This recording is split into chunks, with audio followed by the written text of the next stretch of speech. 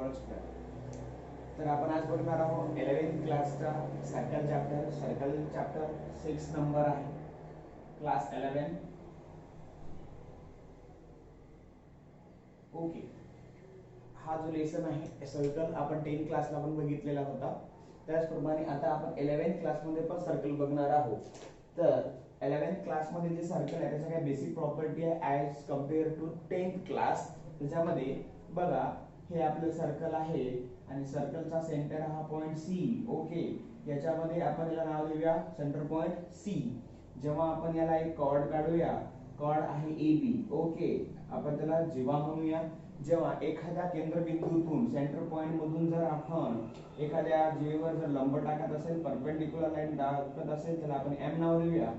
हे इथं 90 degree create होत असतं आणि याचे दोन पार्ट करते. ओके, एक हे वाला आणि एक हे वाला. म्हणजे काय मिळणार, ए एम बरोबर एम बी. ए एम बरोबर एम बी. ओके, हे पहिली प्रॉपर्टी आहे. तसंच सेम दुसरं जर बघितला तुम्ही, दोन्हीकडे कॉर्ड काढायची इच्छा असेल, दोन्हीकडे कॉर्ड करा.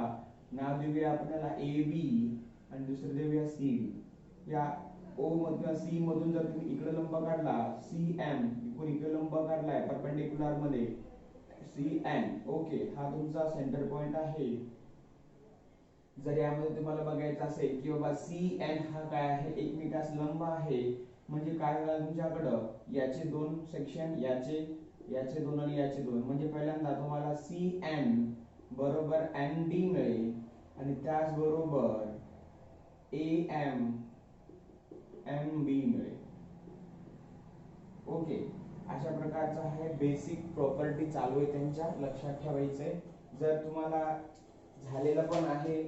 त्याच्यानंतर बघूया थर्ड वन. जेव्हा आपण एक सर्कल काढत आहोत आणि हा सेंटर पॉइंट मधून जात आहे सी मधून, म्हणजे आपल्याला डायमीटर म्हणूया. डायमीटर काय करूया, ए बी डायमीटर घेऊया आणि ए बी डायमीटर मध्ये जर आपण एखादा ट्रायंगल क्रिएट करत असाल कुठेही पण, तर तो ट्रायंगल जो असतो तो 90 डिग्रीचा असतो, ऑलवेज 90. ओके, डायमीटर एखादा ट्रायंगल वर क्रिएट असेल तर ते 90, असं नाही की इथं सर तुम्ही इकडे पण क्रिएट करा, इकडे पण 90 डिग्री असेल, तुम्ही इकडे पण क्रिएट करा, इकडे पण 90 डिग्री असेल, तुम्ही कुठेही क्रिएट करू शकता. ओके, तर तुम्हाला इथं मात्र 90 डिग्रीच मिळेल. म्हणजे आपण लिहूया इथं angle A N B is equal to 90 degree. Okay, अशा प्रकारे आपण याचा बेसिक प्रॉपर्टी बघू शकतो. पुढे जाऊया. मुलांनो, सगळ्यात महत्त्वाचं म्हणजे आपण सायक्लिक क्वाड्रिलेटर पण बघितलं होतं 10th क्लास मध्ये. काय होतं की या एखादा सर्कल आहे आणि सर्कल मध्ये जर आपण एक स्क्वेअर ड्रॉ करत असेल तर आपण सायक्लिक क्वाड्रिलेटर म्हणायचे, जसं की ए बी सी आणि D. Okay, A B C D. यामध्ये काय करायचं आपण, जो समोरासमोर सप्लिमेंटरी हे जो अँगल आहे ए सी, म्हणजे angle A plus angle C बरोबर 180. ओके, आणि angle B plus angle B बरोबर आल्सो 180. बरोबर आहे ना. हे दोन्ही आपण सायक्लिक क्वाड्रिलेटर मध्ये प्रूफ करू शकतो की सायक्लिक क्वाड्रिलेटर अशा प्रकारे असतो. त्यांचं ऍडिशन कुठल्याही समोरासमोरील बाजू कोणासमोरील बाजूच्या कोण असतात त्यांची बेरीज 180 असतं. ओके, तर त्याचप्रमाणे पुढे जाऊया आपण आता की एखादा सर्कल आहे आणि सर्कलला आपण एक टँजंट ड्रॉ केलेला आहे. काय ड्रॉ केलेला आहे, टँजंट. हा आहे सेंटर पॉइंट सी. जेव्हा आपण या सर्कलचा टँजंटला एखादा लंब काढत असेल, आपण अशा प्रकारे हे एक लंब काढत असेल, इथं नाव देऊया सी आणि हा एन, हे तुमचं ए बी आहे समजा. जेव्हा आपण सेंटर पॉइंट मधून जर टँजंटला लंब काढतात, ते सुद्धा असं किती असतं, 90 डिग्रीचं असतं. लक्षात ठेवा, हे ए बी आहे, म्हणजे तुम्ही लिहू शकता ए बी आहे. ए बी ला कोण लंब आहे, C N perpendicular A B. Then angle A angle A N C आणि angle C N B also 90 degree. Okay, तुम्ही इकडचं घ्या का इकडचं घ्या, बोथ आर 90 डिग्री. 90 डिग्रीच असेल दोन्ही बाजू कुठे जर तुम्ही ड्रॉ केला तरी ते 90 डिग्रीचं असतं. अशा प्रकारे काही बेसिक गोष्टी आहे सर्कलच्या, जे तुम्हाला ऑलरेडी माहित होत्या. बरोबर, आपण आता पुढे जाऊया की याच्यामध्ये काय आहे. ओके, जेव्हा एखादा वेळेस जर ओरिजिन मधून एखादी लाईन पास होत असेल, बघा आपल्याकडे ओरिजिन आहे. ओरिजिन म्हणजे आपण ओरिजिनचा भाग नंतर बघू. हा आपला सर्कल आहे, सर्कलचा पॉइंट हा सी आहे. ओके, आता centre point equation of the circle and in a difference म्हणजे कसं असेल बाळांनो बघा हा तुमचा ओ आहे याचा 0,0 ओ आहे 0,0 पॉइंट घेऊया आपण आणि कॅन्सिडर पण कुठल्याही सर्कलवर कुठल्याही पेरिमीटरला घेऊ शकता जसे की तुम्ही बघा मी इथे घेतो पी हे असेल x, y बरोबर x, y जेव्हा आपल्याकडे हे ओरिजिन आपण याला जर जोडून घेतलं तर हे आपला आहे रेडियस काय आहे रेडियस बघा आता आपल्याला आपलं जे केंद्रबिंदू आहे सेंटर्ड आहे सेंट्रॉइड आहे जे आहे आपलं सेंटर जे आपलं ओ आहे ओ पासून पी पण एक बिंदू काय केलेला आहे आपण असं लांब घेतलेला आहे काय कसं घेतलेला आहे लांब घेतला आहे मग आपल्याला यासाठी स्टँडर्ड फॉर्म ऑफ सर्कल सर्कलचा एक स्टँडर्ड फॉर्म आहे स्टँडर्ड फॉर्म ओके तर स्टँडर्ड फॉर्मचा फॉर्म्युला आपल्याकडे सर्कलचा आहे x चा वर्ग अधिक y चा वर्ग बरोबर r चा वर्ग बघा काय म्हटलंय आपल्याला जर स्टँडर्ड फॉर्म असेल जर आपलं सेंटर हे 0,0 असेल तर लिसन केअरफुली 0,0 असेल तर आपल्याला स्टँडर्ड फॉर्म हेडिंग टाकू शकता तुम्ही स्टँडर्ड फॉर्म ओके स्टँडर्ड फॉर्मचे हे इक्वेशन आहे हाच पॉइंट पण आपण आता दुसरा बघूया ठीक आहे हा झाला स्टँडर्ड फॉर्म x वर्ग अधिक y वर्ग बरोबर r वर्ग पण सेम बॉईज लिसन केअरफुली सेम सर्कल आहे इथं आपला ते सेंटर C पण इथं आहे h, k काय आहे h, k C लिहूया h, k आणि एक पॉइंट इकडे कुठेतरी आहे P x, y आणि हे तुमचं रेडियस r बरोबर आहे आता आपल्याला याला सेंटर रेडियस फॉर्म म्हणतात काय म्हणतात centre radius form centre radius form म्हणजे काय यामध्ये सेंटर काय h, k आणि पॉइंट काय x, y यामध्ये या दोघांचा रेशो मिळून आपल्याला एक फॉर्म्युला मिळणार ते असेल x h त्याचा वर्ग आणि y k त्याचा वर्ग बरोबर r चा वर्ग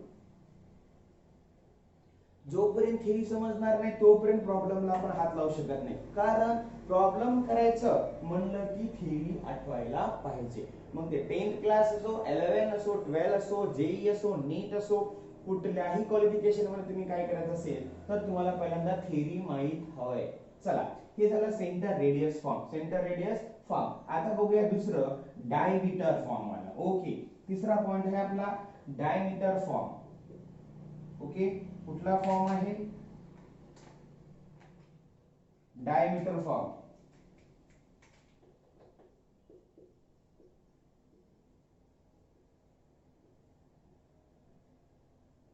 बघा डायमीटर फॉर्म काय असतं बाळांनो यामध्ये आपल्याला माहित असतं की यामध्ये डायमीटर दिलं डायमीटर मध्ये सगळ्याला कळालं की बाबा आता काय आहे आता इथं क्रिएट होणार आहे सर्कल हे तुमचं सर्कल हे हाफ हे मधात कुठतरी झालं मी आधीच म्हणलो हाफ सर्कल मध्ये 100% काय क्रिएट होतं 90 डिग्रीचा अँगल क्रिएट होतो म्हणजे आपण लिहूया ए बी ओके ए बी मग तुम्ही याला x1, y1 x2, y2 आणि एखादा पॉइंट किंवा p ते असेल x, y आता आपल्या ठिकाणी इथे तुमचं सेंटर आहे या प्रमाणे जर एखादा प्रॉब्लेम आला असेल पेपर मध्ये विचारला तर याचा फॉर्म्युला लक्षात ठेवायचा x x1 x x2 y y1 आणि y y2 0 बघा अशा प्रकारे हा क्वेश्चन आपल्याला इथं बघायला मिळतो अशा प्रकारचे क्वेश्चन जेवढा आपण थेरी खेळलो ते क्वेश्चन ऑलरेडी आपल्या बुक्स मध्ये विचारलेले आहेत तुम्ही आपल्या बुक्स मध्ये बघू शकता ओके या सगळ्या गोष्टीचा अभ्यास थेरी काय देत आहे कारण थेरी समजली की प्रॉब्लेमला हात लावायला आपल्याला काही अडचण जाणार नाही ठीक आहे अशा प्रकारे हा तुमचा डायमीटर फॉर्म होता यानंतर आता आपण डायरेक्ट एक्सरसाइज मधला क्वेश्चन नंबर 1 ला हात लावूया ओके बाळांनो बघा जेव्हा क्वेश्चन नंबर 1 6 चॅप्टर होता 11 क्लासचा एक्सरसाइज आपला चालू आहे 6.1 आपण स्टार्ट करूया 6.1 मध्ये सगळ्यांकडे बुक असतात आपण एक्सरसाइज 6.1 मधला क्वेश्चन नंबर 1 क्वेश्चन नंबर 1 मध्ये पहिलं बीट विचारलंय त्यांनी काय विचारलंय find the equation of the circle आपल्याला इक्वेशन फाइंड करायचं आहे. Find the equation of circle. Find the equation of circle. आणि त्याच्यामध्ये पहिलं रेशो विचारलेला आहे centre at origin and radius 4. Centre at origin and radius 4 बघा बाळांनो, आपण आत्ताच काहीतरी बघितलं होतं. सेंटर, आता सांगा, ड्रॉ करायची गरज नाही तरी एकदा सांगतो मी, ड्रॉ करून घेऊया. हा सर्कल आहे. ओके, हा सर्कल आम्ही सांगितलं की याचा सेंटर काय आहे म्हणून ओरिजिन आहे, म्हणजे 0,0 हे तुमचं मिळालं. ठीक आहे सर, समजा जर आपल्याला एखादा सेंटर 0,0 मिळालेला आहे या सेंटरचं आणि एक रेडियस सांगितली त्याने किती आहे 4, म्हणजे इथून एक कुठेतरी असूया, हे नाव देऊया OA, हे 4. आपण आत्ताच पहिल्या थेरी मध्ये बघितले होते की स्टँडर्ड फॉर्म सर्कलचं standard form, the equation of solution बघा, द इक्वेशन ऑफ सर्कल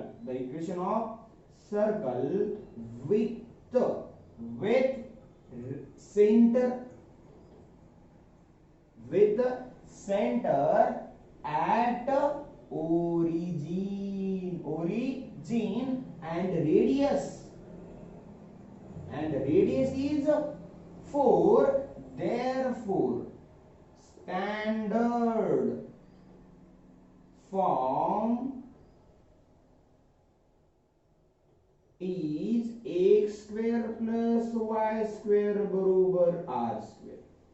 आता हे तर ओरिजिन आहे, याच्यामध्ये काही चेंज होणार नाही, म्हणून x square plus y square बरोबर r is given that r किती आहे 4, म्हणून 4 चा square, x square plus y square is equal to 16. x चा वर्ग अधिक y चा वर्ग बरोबर 16. अशा प्रकारे तुमचं standard form of the circle. हा पहिलं बीट आहे. चला दुसऱ्या बीट कडे जाऊया.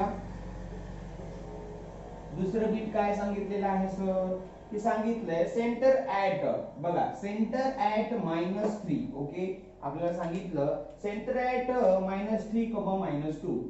Centre at -3, -2 and radius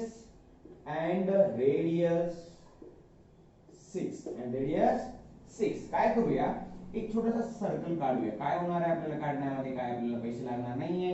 C -3, -2 आणि एक रेडियस आहे, नाव देऊया इथं B, आणि रेडियस आहे 6. बाळांनो, आता ओरिजिन असताना आपण काय का स्टँडर्ड फॉर्म घेतलं होतं, परंतु आता नाही का ओरिजिन रेडियस फॉर्म आहे. कुठला आहे ओरिजिन रेडियसचा form, the equation of the circle. Answer बघा, द इक्वेशन ऑफ सर्कल, बघा the equation of circle with given point -3, -2 and radius r is equal to 6. Therefore the required equation of the circle,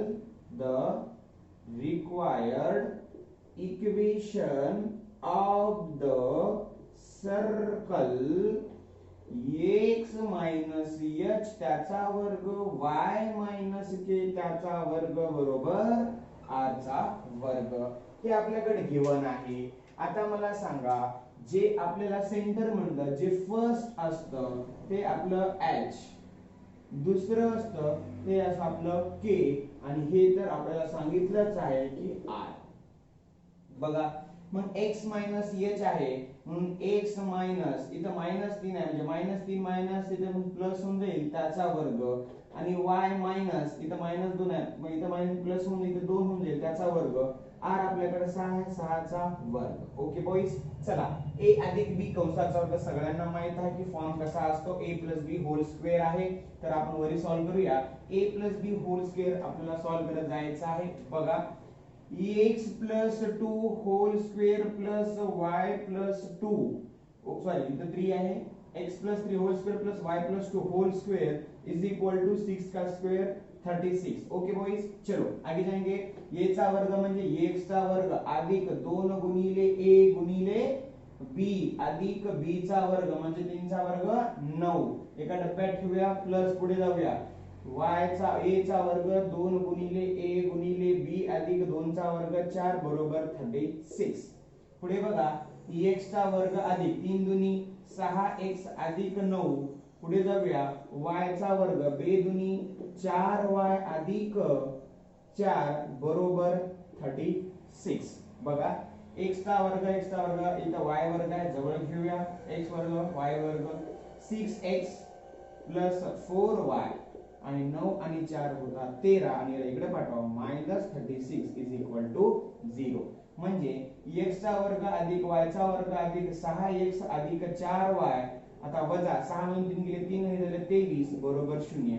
आपलं equation आहे x square plus y square plus 6x plus 4y minus 23 is equal to 0। म्हणजे आपल्याला दिलेल्या form मध्ये आणायला पाहिजे होतं, ते आपण आणलेलं आहे। अशा प्रकारे सेकंड बिट तुम्हाला विचारलेला आहे।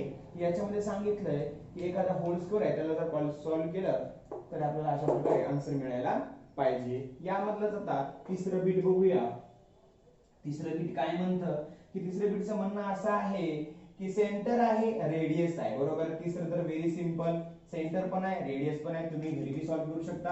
पण दुसरं म्हणा आम्हाला करून दाखवायचंच आहे। सेंटर आहे 2,-3, centre at 2,-3 and radius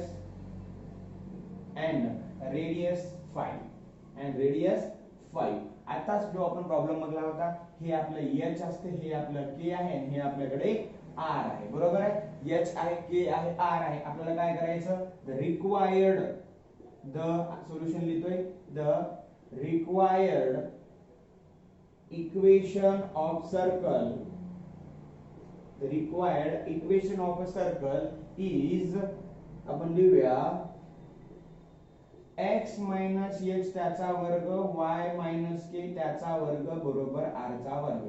solution x माहित आहे -2 त्याचा वर्ग अधिक y -3 इकडून +3 होईल त्याचा वर्ग बरोबर इथे असेल 5 चा वर्ग। a minus b whole square आपण आताच बघितलेला आहे। a चा वर्ग -2 गुणिले a गुणिले b अधिक b चा वर्ग म्हणजे 4 अधिक a चा वर्ग म्हणजे y चा वर्ग अधिक 2 गुणिले a अधिक b अधिक b चा वर्ग म्हणजे 3 चा वर्ग 9 आणि हे आहे आपल्याकडे 25। आता पुढे जाऊया, x वर्ग बघा, x चा वर्ग 2 दुनी 4x अधिक 4 अधिक y चा वर्ग अधिक 3 दुनी 6y अधिक 9 -25 इज इक्वल टू 0। हे ऍज इट इज खाली लिहिलंय आणि इकडे पाठवलंय। x चा वर्ग अधिक y चा वर्ग वजा 4x अधिक 6y हे 4 आणि हे 9 हे होतात 13 वजा 25 बरोबर 0। आणि last equation x square plus y square minus 4x plus 6y 13 मधून 25 गेले म्हणजे किती राहिले -12 is equal to 0। -12 is equal to 0 is your last equations of answer. Okay, हा आपला तिसरा बीट होता। आता चौथा बीट तर याच्यापेक्षा सोपा आहे। बघा बाळांनो, इतकं सोपं प्रॉब्लेम आहे, तुम्हाला फक्त बी कंटिन्यूअसली स्टडी करायची आहे। जोपर्यंत तुम्ही स्टडी करणार नाही तोपर्यंत मीच काय तुम्हाला कुणीही काहीही बदलू शकणार नाही। अशा प्रकारे तिसरं बीट होतं आणि चौथं बीट बघूया आपण आता, fourth number. Okay, which number, fourth. बघा, फोर्थ नंबर मध्ये काय प्रश्न दिलेला आहे, सेंटर ऍट दिलंय आणि passing through the point. Centre पण दिलंय आणि पॉइंट पण दिलंय। सेंटर काय दिलंय, सेंटर ऍट -3, हे तुम्हाला काय दिलेलं आहे, सेंटर दिलंय। Passing through the point minus दिलेलं गिवन पॉइंट -3, -6 आपल्याला पासिंग थ्रू द पॉइंट सांगितलं -3, -6। बाळांनो, आता आपल्याला हे आपलं आहे h, k, पण आपल्याकडे r आहे का, नाही। मग r आपल्याला फाइंड करायचा आहे। r फाइंड करण्यासाठी आपल्याला डिस्टन्स फॉर्म्युलाचा उपयोग करायचा आहे, जे की आपण 9th क्लास मध्ये शिकलो। डिस्टन्स फॉर्म्युला कोणाचा काढणार, जर तुम्ही एक सर्कल घेऊया, आपण छोटंसं सर्कल ड्रॉ करूया, काय होत नाही यासाठी। बघा, हे तुमच्याकडे अशा प्रकारे सर्कल आहे आता हा सर्कल तुम्हाला ड्रॉ करायचा काय केला सी हे आहे तुमचं -3, -3 आणि इथून इकडं आपण देऊया सी पी देऊया. पी आहे तुमच्याकडं -3, -6 -3, जर तुम्हाला या दोन्ही पॉइंटचा वापर करून तुम्हाला काय फाइंड करायचं आहे आर फाइंड करायचं आहे. बरोबर आहे. आर का फाइंड करायचं आहे कारण की आपल्या फॉर्म्युलामध्ये आर स्क्वेअर येतच. मग त्यासाठी आपल्याला काय माहित पाहिजे आर माहित पाहिजे. मग आपण काय करणार आता आर फाइंड करणार. आर कसा फाइंड करणार बघा काय करूया आपण ते कोण आहे सीपी आहे. कोण आहे सीपी बरोबर अंडर रूट. आता बघा x2 - x1 whole square plus y2 - y1 whole square याचा वापर करणार आहोत आपण. बघा x1 x2 दोन आहे x1 x2 दोन्हीचा वापर करायचा आहे. बघा -3 प्लस 3 त्याचा वर्ग अधिक -3 प्लस 6 त्याचा वर्ग. ओके बघा -3 हे मायनस मायनस प्लस 3 या दोघांचा वर्ग नंतर -3 हे मायनस मायनस प्लस होऊन 6 म्हणजे या दोघांना आपल्याला सॉल्व्ह करायचं आहे. बरोबर आहे. -3 प्लस 3 किती झालं 0 चा वर्ग. इथं -3 प्लस 6 म्हणजे फक्त ओन्ली 3 त्याचा वर्ग. बरोबर आहे.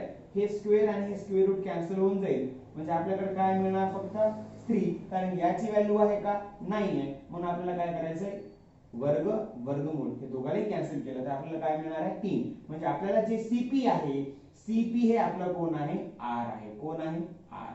म्हणजे आपल्याला आता आर किती मिळालेला आहे 3. आता आपल्याला सेंटर पण दिलंय रेडियस पण आहे. आपण आता काय करणार सॉल्व्ह करणार. इथे लिहून ठेवतो मी आर बरोबर 3 आपल्याला मिळालेलं आहे. चला पुढे जाऊया. आता required equation of the circle. Required equation of the circle काय आहे x h त्याचा वर्ग y k त्याचा वर्ग r चा वर्ग. x किती आहे -3 आहे म्हणजे +3 होणार. y -3 पुन्हा आहे म्हणजे प्लस होणार त्याचा वर्ग. इथं 3 आहे 3 चा वर्ग 9 कारण लिहू नका स्टेप 3 चा स्क्वेअर. डोंट वरी. चला x चा वर्ग अधिक 2 गुणिले x गुणिले b ab अधिक b चा वर्ग म्हणजे 9. y चा वर्ग अधिक 2 गुणिले y गुणिले 3 अधिक 3 चा वर्ग 9 बरोबर. इथे सुद्धा 3 चा वर्ग 9 आहे. सॉल्व्ह करूया. x चा वर्ग अधिक 3 दुनी 6x अधिक 9 अधिक y चा वर्ग 3 दुनी 6y अधिक 9 वजा 9 बरोबर 0. याला इकडे पाठवलं. x चा वर्ग y चा वर्ग 6x 6y बघा 9 9 18 18 मधून 9 गेले only 9 is equal to 0. Okay अशा प्रकारे तुमचं हे क्वेश्चन नंबर फर्स्ट मधला 4th नंबरचा बीट आहे. अशा प्रकारे आपला 4th बीट इथं कंप्लीट झालेला आहे. Question 1 is completed. ओके आता क्वेश्चन 1 इज कंप्लीट झाल्यानंतर आता क्वेश्चन 2 पण आहे सर म्हणा. क्वेश्चन 2 काय करायचंय क्वेश्चन 2 बी कंटिन्यू आपण पाहणारच आहोत. ओके.